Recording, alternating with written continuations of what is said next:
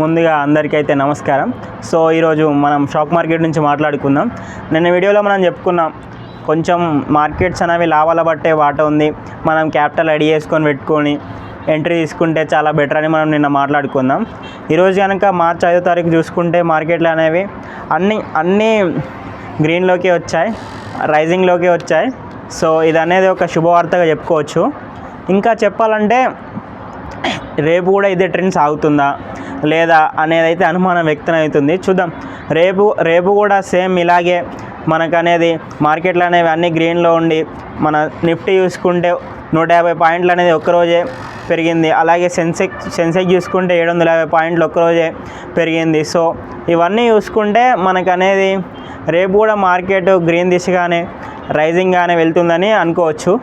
ఇంకా చెప్పాలంటే ఇన్ని రోజులు మన ఫారెన్ ఇన్స్టిట్యూషనల్ ఇన్వెస్టర్స్కి ఇంకా డొమెస్టిక్ ఇన్స్టిట్యూషనల్ ఇన్వెస్టర్స్కి చాలా పెద్ద యుద్ధమే జరిగిందని చెప్పాలి.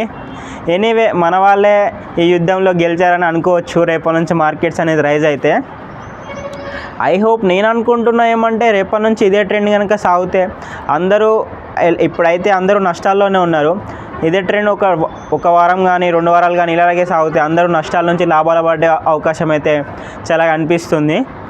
ఇంకా కొత్త వాళ్ళు ఎవరైనా ఉంటే ఒకవేళ ఇదే ట్రెండ్ సాగితే ఉన్న స్టాక్స్ని యావరేజ్ చేసుకోవడం అనేది చాలా బెటర్. ఇంకా కొత్త వాళ్ళు ఎవరు ఇప్పటిదాకా స్టాక్ మార్కెట్ గురించి తెలియని వాళ్ళు ఎవరైనా స్టాక్ మార్కెట్లో రావాలనుకుంటే ఇది చాలా మంచి సమయం.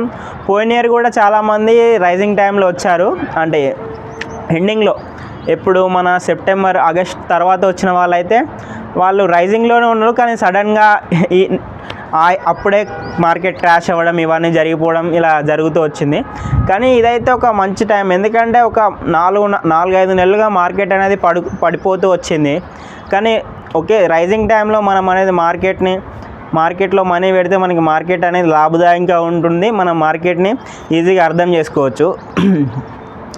ఇంకా చెప్పాలంటే ఇప్పటివరకు మార్కెట్ గురించి ఎవరికి అంటే తెలియని వాళ్ళు, మీ దగ్గర ఇన్వెస్ట్మెంట్ లేని వాళ్ళు జస్ట్ డిమెట్ అకౌంట్ తీసేసుకోండి.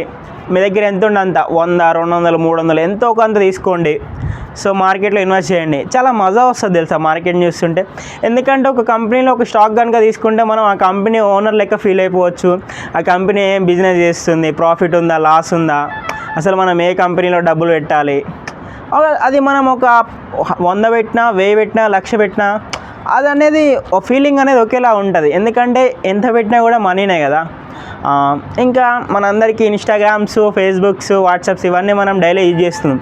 అట్లనే ఒక డిమాట్ అకౌంట్ కూడా యూజ్ చేయండి. రోజు ఇన్స్టాగ్రామ్, స్నాప్, యూట్యూబ్ లాగానే దీన్ని కూడా చూస్తూ అనాలిసిస్ చేయండి. నాలెడ్జ్ గెయిన్ అవుతుంది. ఇంకా చాలా బెనిఫిట్స్ కూడా ఉంటాయి మీకు, తర్వాత చెప్తా వాటి గురించి.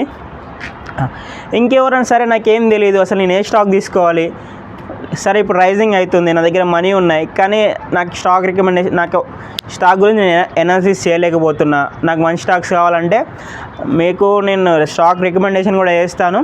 నా వాట్సాప్ నెంబర్ ఉంది, మీరైతే వాట్సాప్లో నన్ను కాంటాక్ట్ అవ్వచ్చు. మీ దగ్గర ఎంత మనీ ఉన్నా కూడా నేను స్టాక్ రికమెండ్ చేస్తాను.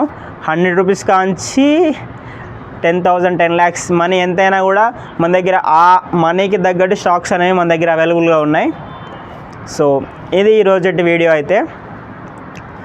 ఈ వీడియో ఎలా ఉందో కింద అయితే కామెంట్ చేయండి. ఇంకా సో తర్వాత వీడియో కోసం చూస్తూనే ఉండండి. నెక్స్ట్ నుంచి అయితే మన శ్రావణ్ టీవీలో అయితే కొత్త విషయాలతో కొత్త వీడియోలతో మీ ముందుకు రావడానికి అయితే నేను ప్రయత్నిస్తూ ఉంటా. సో అప్పటి వరకు మన ఛానల్ని చూస్తూనే ఉండండి. సో ఈరోజుకైతే ఇక సెలవు.